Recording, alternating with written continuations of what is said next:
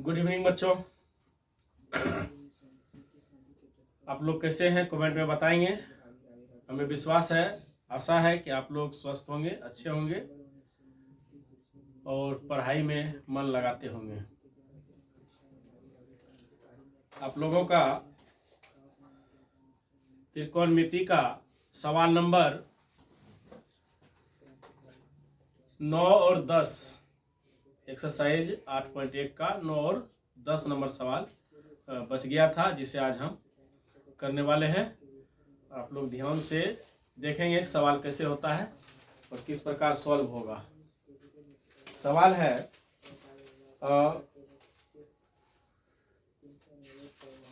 त्रिभुज एबीसी में जिसका कोण बी समकोण है tan a बराबर 1/√3, तो निम्नलिखित के मान ज्ञात करना है। क्या लिखेंगे? त्रिभुज ए बी सी में जिसका कोण जो है बी समकोण है,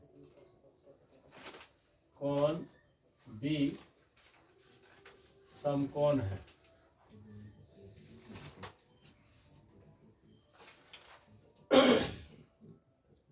यदि tan a बराबर 1/√3, यदि tan a बराबर 1/√3, तो निम्नलिखित का मान ज्ञात कीजिए। निम्नलिखित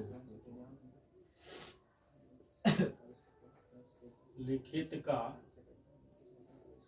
मान ज्ञात कीजिए। और सवाल है, पहला नंबर जो है वो इस प्रकार से है।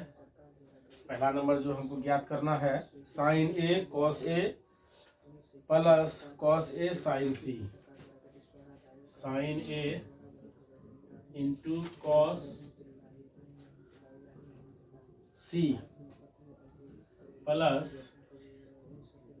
उसके बाद है cos a into sin c, cos a into sin c। इसी में 2 नंबर भी सवाल है। 2 नंबर सवाल जो है cos a into cos c और minus sin a into sin c, sin a into sin c। यह सवाल है। इसको बनाने के लिए क्या करेंगे, यहाँ लिखेंगे सॉल्व। देखिए कोण भी दिया है, तो त्रिभुज बनाने के लिए बना लेंगे तो बहुत आसानी से बनेगा सवाल। इस तरह से हम समकोण त्रिभुज बना लेंगे, जिसका नामकरण करेंगे ए बी सी। क्योंकि कह रहा है कोण भी समकोण है, तो 2 निरूपण हो गया। अब इसमें क्या करना है, इसको 90 डिग्री दर्शा देंगे। tan a का वैल्यू दिया है, सॉल्व में लिखेंगे tan a बराबर हमको दिया है। आप इसको लिख सकते हैं गिवन, मतलब दिया है। tan a बराबर कितना है? 1/√3। अब देखिए a के लिए आधार का काम ये भी करेगा और BC जो है वह लंब का काम करेगा। तो लंब बटा इसका जो सूत्र होता है आधार होता है। तो ये P आपका दिया हुआ है इतना, यानी कि P बराबर आपको दिया हुआ है 1। ये जो B है आधार वो दिया है आपका √3। और साइन और कॉस आया है तो हमको निकालना पड़ेगा कर्ण। तो पाइथागोरस प्रमेय से कर्ण का जो सूत्र होता है, यानी कर्ण AC बराबर, AC का वैल्यू यानी आप कर्ण उसको H से भी सूचित करते हैं, तो H बराबर हम निकाल लेंगे P² प्लस B² का ओवररूट। P का वैल्यू कितना दिया हुआ है? P का वैल्यू 1 है, तो 1 का स्क्वायर कर लेंगे, और B का वैल्यू √3 है, तो √3 का स्क्वायर कर लेंगे। इस तरह से 1 का स्क्वायर 1 और √3 का स्क्वायर 3, कितना हो जाएगा? ये हो जाएगा 4। अब हमको ज्ञात करना है साइन ए कॉस सी प्लस कॉस ए साइन सी का वैल्यू। तो यहाँ पर सवाल नंबर लिखेंगे 1 और उतार देंगे sine A into cos C plus cos A into sine C. अब क्या करेंगे, साइन का जो वैल्यू होगा मान होता है P बाय एच गुना कॉस सी के लिए B बाय एच प्लस फिर यहाँ कॉस ए के लिए भी सूत्र होगा। ऐसा करते हैं त्रिभुज से ले लेते हैं, बढ़िया रहेगा। साइन ए का सूत्र होता है लंब बटे कर्ण। तो ए के लिए जो लंब होगा 1 हो जाएगा, यानी कि BC बटे कर्ण AC हो जाएगा। अब गुना लिख देंगे cos C, तो C के लिए जो है लंब का काम करेगा AB और आधार का काम करेगा BC। तो इसका जो सूत्र हो जाएगा, इसका जो सूत्र हो जाएगा cos C हो जाएगा। C के लिए जो है B बाय एच, B का वैल्यू इसके लिए यानी कि आपका BC ही होगा। और कर्ण का जो है वैल्यू हो जाएगा, ये कर्ण यहाँ पर से AC। ठीक है, उसके बाद क्या है, प्लस है तो प्लस कर देंगे।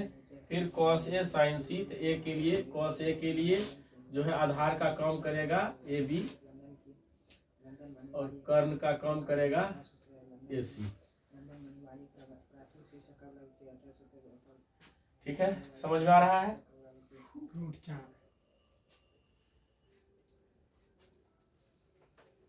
इसका वर्गमूल 2 हो जाएगा, कोई बात नहीं है। माइनस क्या है उसके बाद साइन सी का मान निकालना है। तो साइन सी के लिए जो है आधार का लंब का काम करेगा AB और कर्ण तो वही रहेगा AC। अब देखिए BC का हम E निकाल चुके हैं 2, BC का वैल्यू कितना हो जाएगा 1, कर्ण तो बदलता नहीं है। BC का वैल्यू हो जाएगा 1/2 प्लस AB का वैल्यू हो जाएगा √3/2 गुना √3/2। यहाँ से 1 गुना 1 तो 1 हो जाएगा, 2 दूना 4 हो जाएगा, प्लस √3 3 हो जाएगा, 2 दूना 4 हो जाएगा। जब इसको हम जोड़ेंगे तो 4 लघुत्तम हो गया। सीधा जिसका हर बराबर रहता है उसका सीधा भिन्न का जोड़ हो जाता है। 3 1 4/4 कटा करके 1 आ जाएगा। आप समझ गए होंगे। इसको उतार लीजिए, फिर इसका 2 नंबर करते हैं आगे।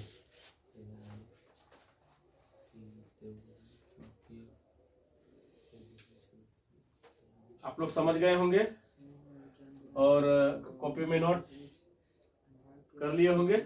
चलिए आगे देखते हैं इसका 2 नंबर सवाल। ठीक है, यहां से हम मिटाते हैं।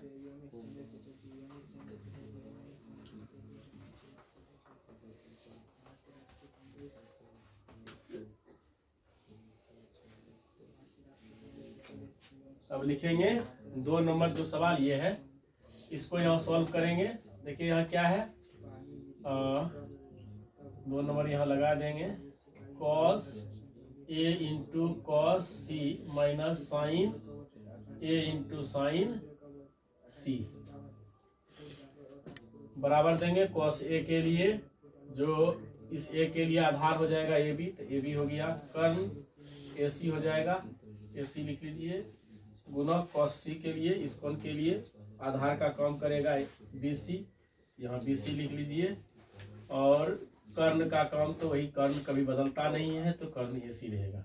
माइनस साइन A के लिए जो है लंब का काम करेगा BC और कर्ण AC, गुना साइन C के लिए, इसके लिए लंब का काम करेगा AB, यहाँ लिख लीजिए AB, कर्ण हो जाएगा AC। इस तरह से AB का वैल्यू दिया हुआ है √3, AC का वैल्यू 2 गुना BC का वैल्यू दिया हुआ है 1 और AC का वैल्यू 2 माइनस BC का 1 2 गुना AB का वैल्यू दिया है √3 और AC का वैल्यू जो है ये 2 लिख लीजिए। इस तरह से √3 × 1 तो वहाँ वो हो जाएगा √3, 2 गुना 2 कितना हो जाएगा 4 माइनस 1 गुना √3 तो √3 2 दूना 4। इस तरह से देखते हैं बराबर में से बराबर घट रहा है, इसका वैल्यू हो जाएगा 0। तो इस तरह से आपका सवाल नंबर जो है 9 पूरा हो गया। ये सवाल नंबर 9 था। अब सवाल नंबर 10 आप लोगों को बताएंगे, इसको आप लोग नोट कर लीजिए।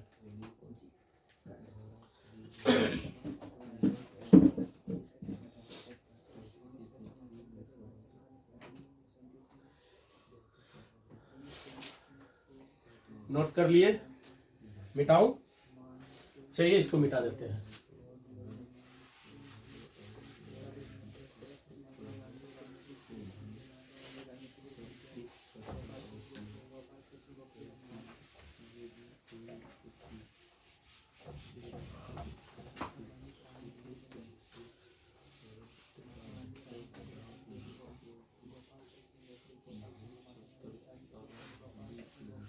अब है सवाल नंबर 10। सवाल नंबर 10 है त्रिभुज PQR में जिसका कोण Q समकोण है, PR + QR बराबर 25 सेंटीमीटर है और PQ बराबर 5 सेंटीमीटर है। तो साइन P, कॉस P और टेन P का मान ज्ञात करना है। तो इसके लिए भी हम क्या करेंगे, एक समकोण त्रिभुज यहाँ बना लेंगे ऐसे।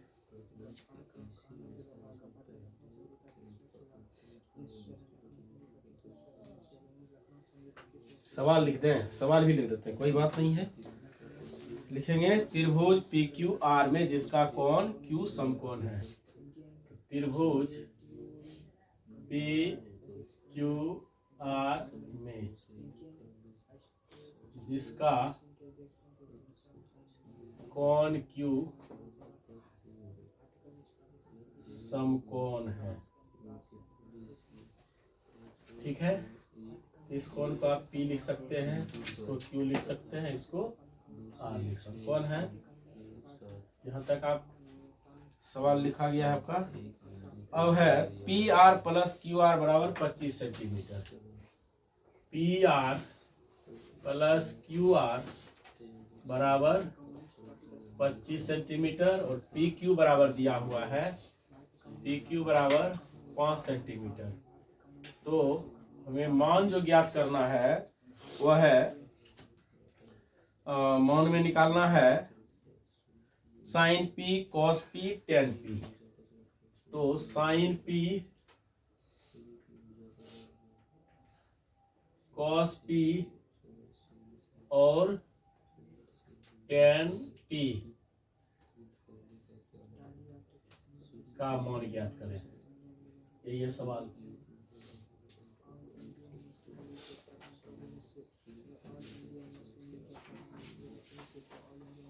उसके बाद देखिए अब क्या करना है, आपका दिया हुआ है ये PQ 5 सेंटीमीटर।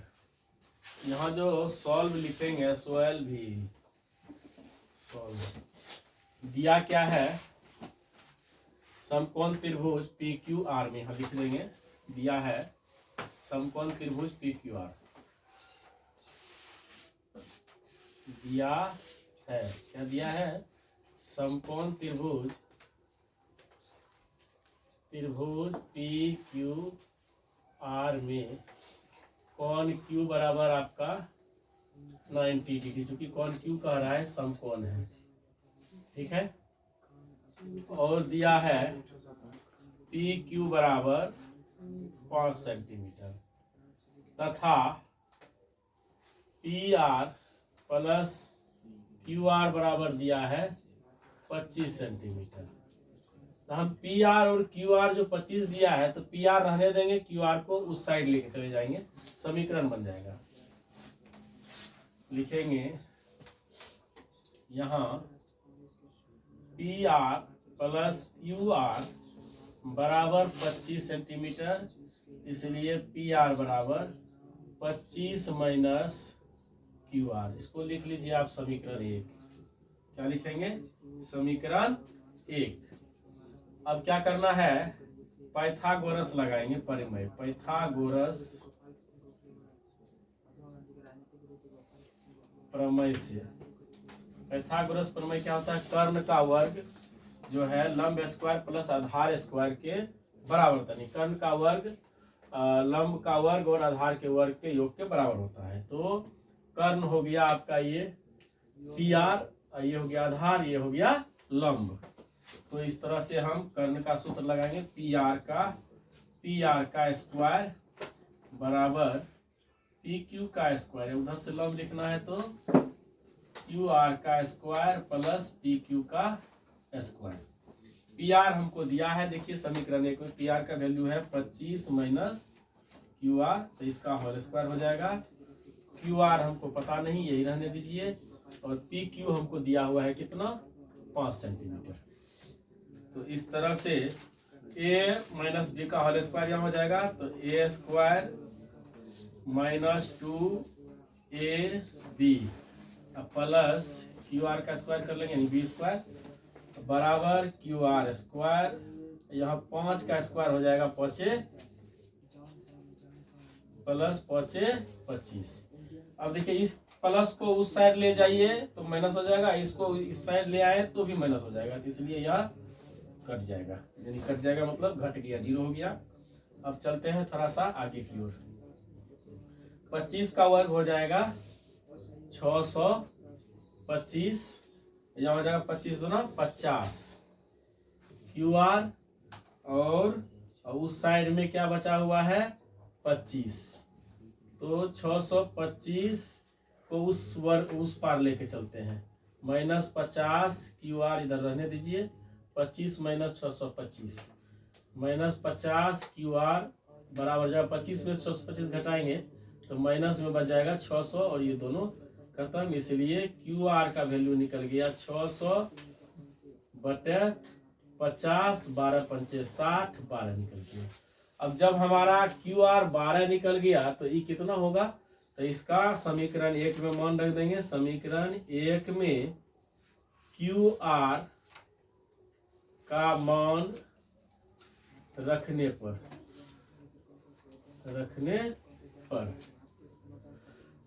आप लोग उतारिए इसको, फिर आगे बढ़ते हैं। यहाँ से की जगह का अभाव है।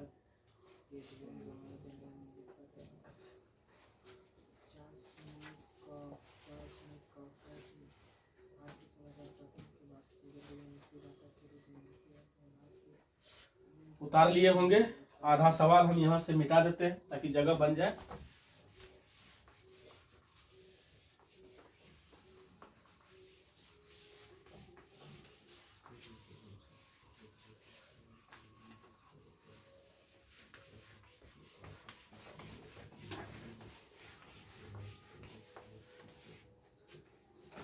समीकरण 1 में हमने मान रखा है पी आर बराबर, ठीक है। समीकरण 1 क्या है?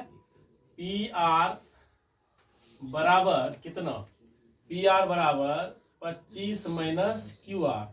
अब क्यू आर का वैल्यू तो हमको पता चल गया है 12 रख देंगे तो इसका निकल गया 13। अब हमको यह कर्ण भी पता चल गया है, तो हमें निकालना है साइन पी। अब क्या लिख देंगे? साइन पी बराबर जो फॉर्मूला होता है वो होता है लंब बटे कर्ण। तो लंब जो है पी के लिए आपका क्यू आर हो जाएगा, लंब, कर्ण जो है पी आर हो जाएगा।